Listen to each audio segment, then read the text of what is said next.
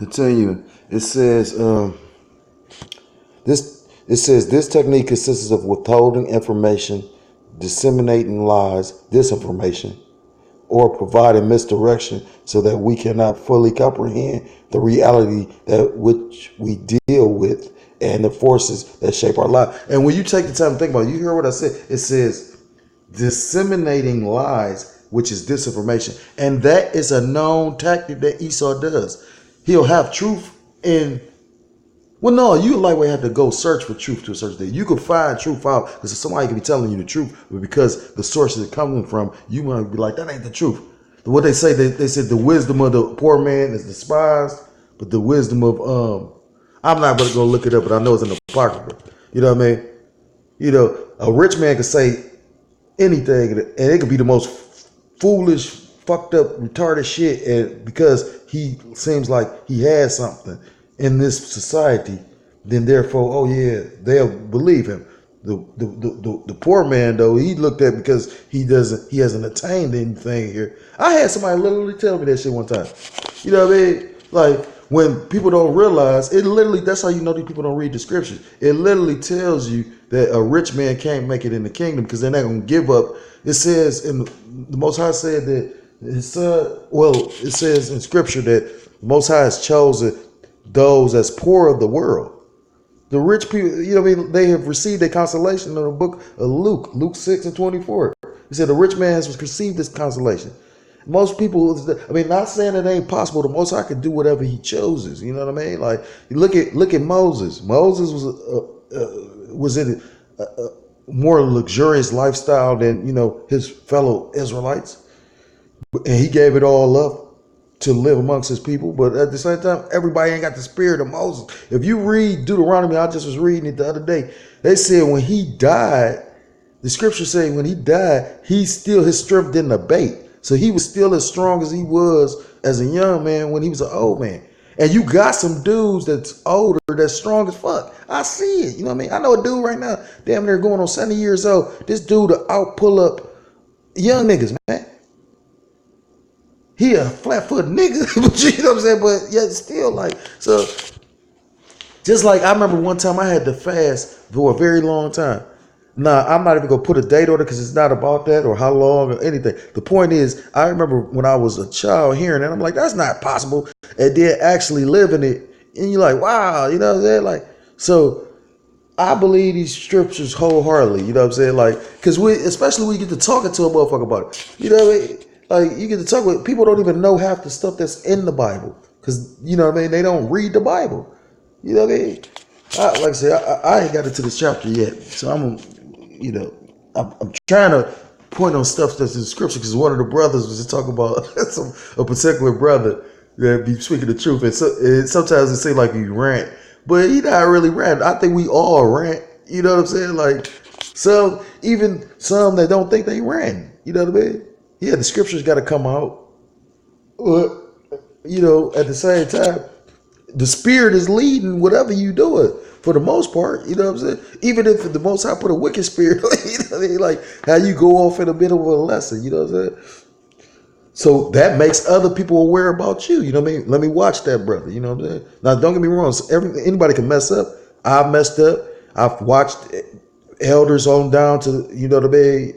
So that's why you got to pray over, you know what I mean, that the Most High guide everything you doing. Because this is not of man, this is of the Most High. Back to what I was reading. It says, or provide a misdirection so that we cannot fully comprehend the reality that we deal with and the forces that shape our life. These deceptive views are projected to the populace through various communications, media, but primarily by television, radio, motion pictures, newspapers, magazines, and the internet. A gauge of elitist thinking on the topic of media control is provided in the work of Edward Bernays, a close friend of the New World Order mastermind H.G. Wells. And if you ever, I think that is the person that wrote that book, New World Order, H.G. Wells. And if you, I'm not about to go look him up right now because I'm going to have to connect to the internet, but you just should go look up H.G. Wells. He was a prominent man in these people's society. So you know what I mean.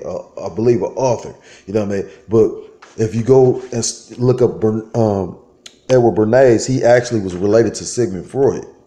So you know, and he's basically it's all about manipulation.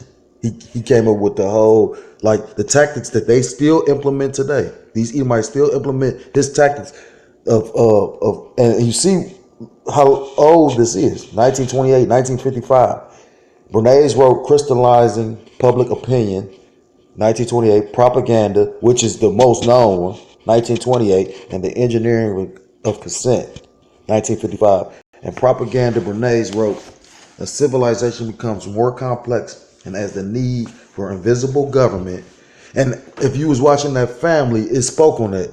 The guy was like, the more hidden the society that you create or involved in is, the longer it'll last. See, now the Most High and Yahushua or Yahushua has it where we can't be hidden. You know what I mean? It literally tells you in Scripture. I'm about to go get it. Bear with me for a second. Continue. This is the book of Job, verse Salaki. This is the book of John, chapter 18. I'm gonna start at verse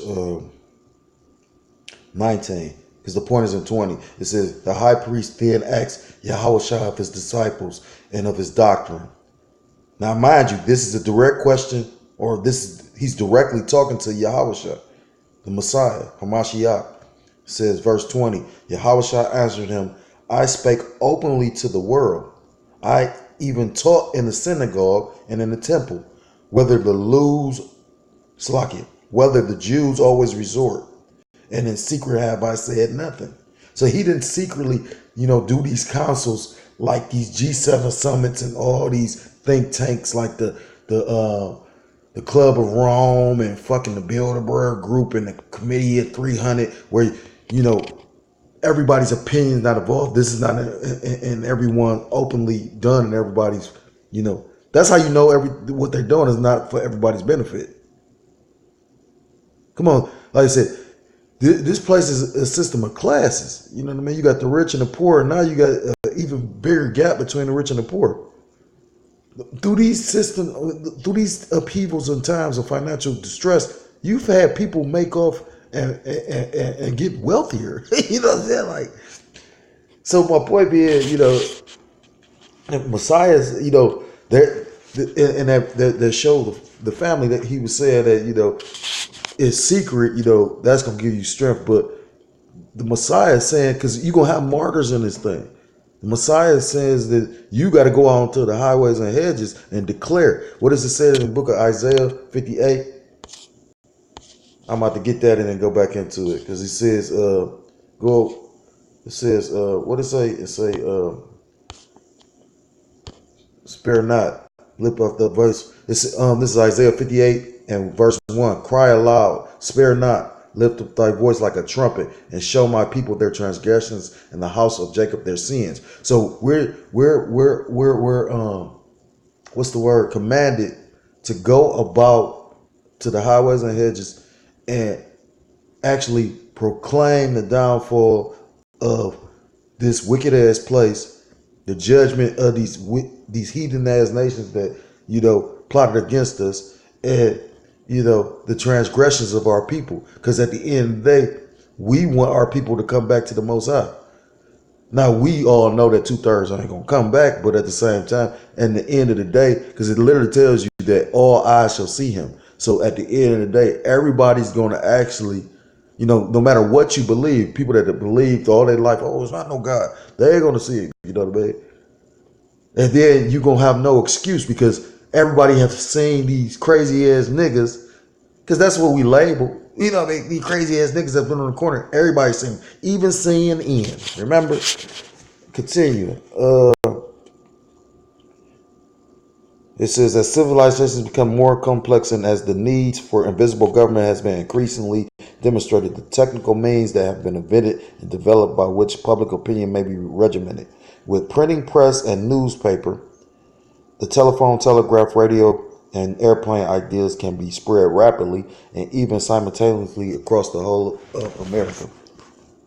We are governed, our minds are molded, our tastes is formed, our ideals suggested largely by men we have never heard of.